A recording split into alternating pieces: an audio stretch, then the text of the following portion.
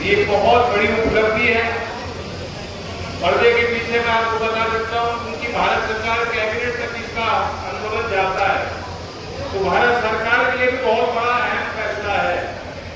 और पर्दे के पीछे बहुत लोग प्रयासरत रहते हैं, हर कोई चाहता है कि मेरे क्षेत्र में ऐसी संस्था बन जाए। तो आप सब बधाई के पात्र हैं। शिक्षा में आपने रुचि दिखाई, ये अगली पीढ़ी के लिए बेहद जरूरी है।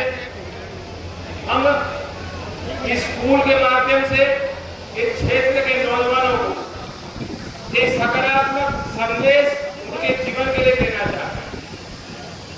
रामधारी दिनकर जी ने कहा था कि दो में से तुम्हें चाहिए कलम या तलवार।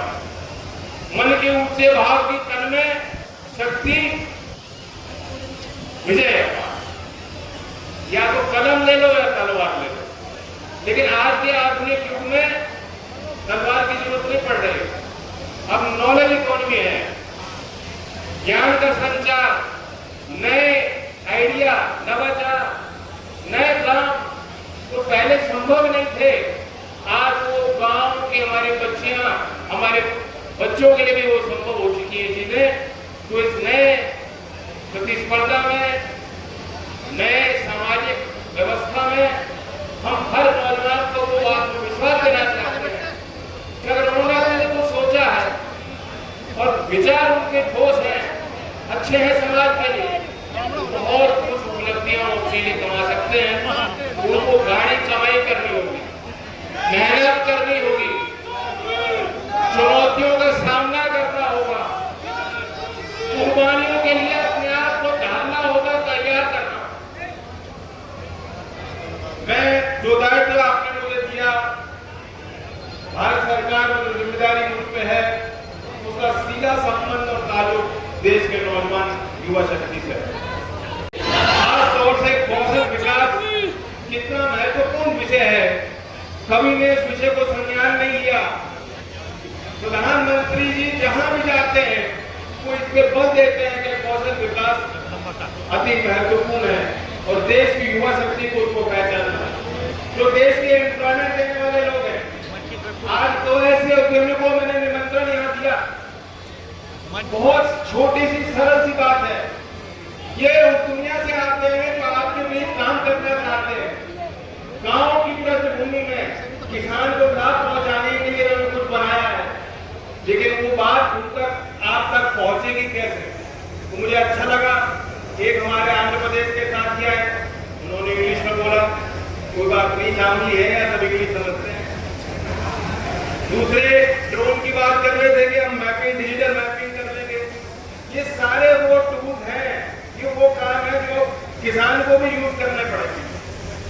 तकनीकीकरण का प्रभाव हर क्षेत्र में है और बहुत देसी खेती करने वाले लोग भी अब समझ रहे हैं, जान रहे हैं कि बहुत कुछ उनके पास ऐसे औजार और तरीके उपलब्ध हैं, बस उन्हें समझने की देर।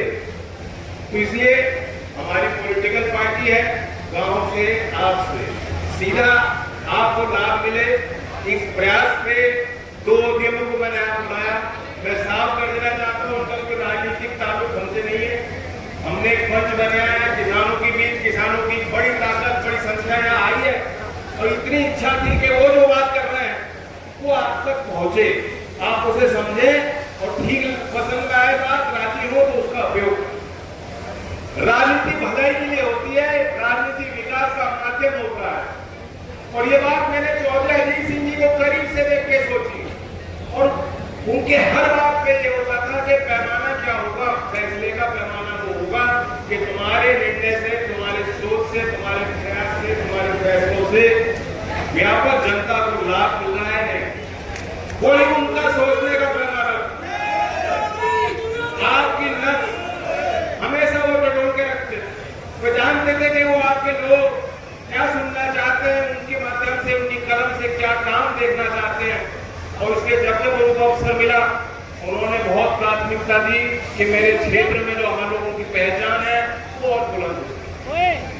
कभी कभी चीजें होती हैं, हम लोग साझे सरकार में हैं, किसी और सोच को लेकर के शायद एक प्रस्ताव आया था, लेकिन मेरा ये मानना था और किसानों के बीच मैंने किसानों की बात समझी कि जो ड्रग शुगर कंट्रोल ऑर्डर आया था, अगर जो का त्यों वो कानून पारित हो गया होता तो जितने कोल्हू क्रशर जो शामली और मुजफ्फरनगर क्षेत्र की शान है, यहाँ रोजगार भी मिल रहा है, किसानों को लाभ भी मिल रहा है, वो पूरा उद्योग उजड़ने की स्थिति में आ जाता तो खतरे के काले संकट के बादल, घने बादल मुझे दिखाई दिए मंडराते हुए।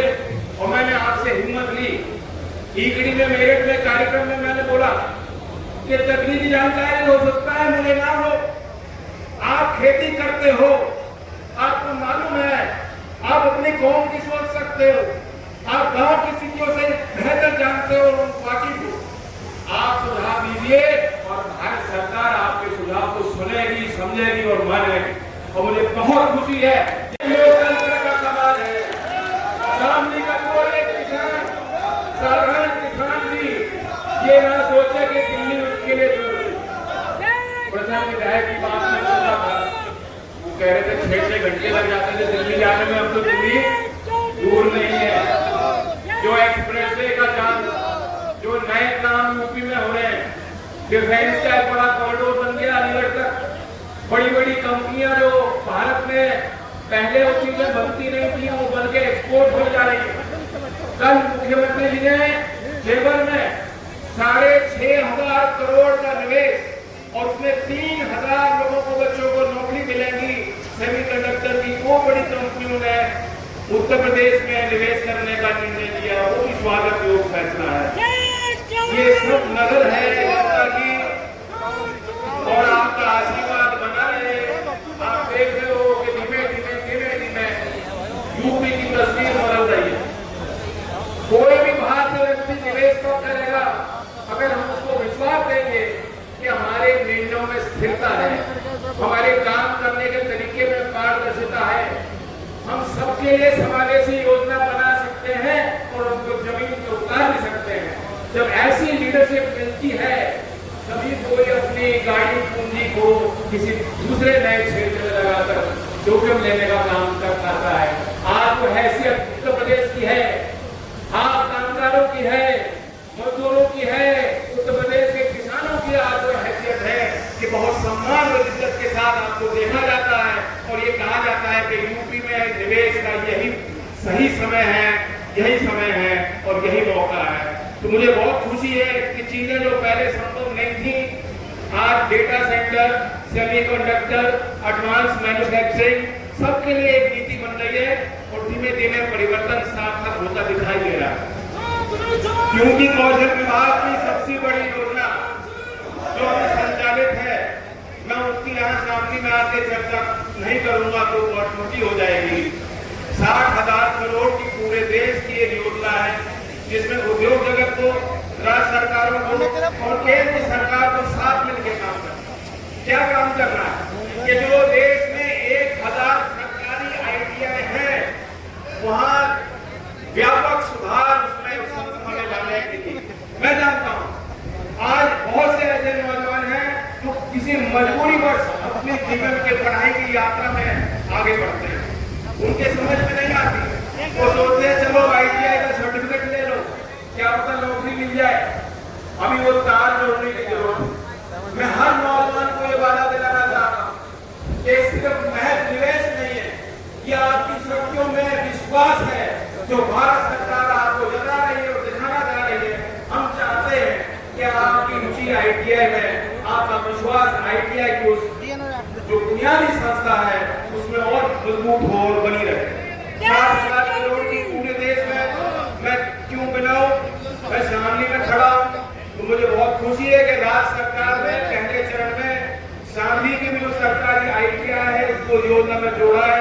अभी व्यवस्था बन रही है, वो है आज शामली के सरकारी ITI में जाके हम खड़ा करेंगे जो आपके बीच काम करेंगे और एक मैसेज देगा।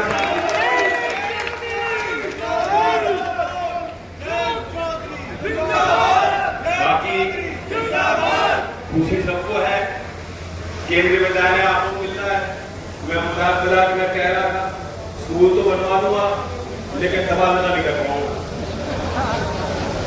विजय नहीं करा पाऊंगा, कहीं उसी बीमारी में लेके आओ बाकी है।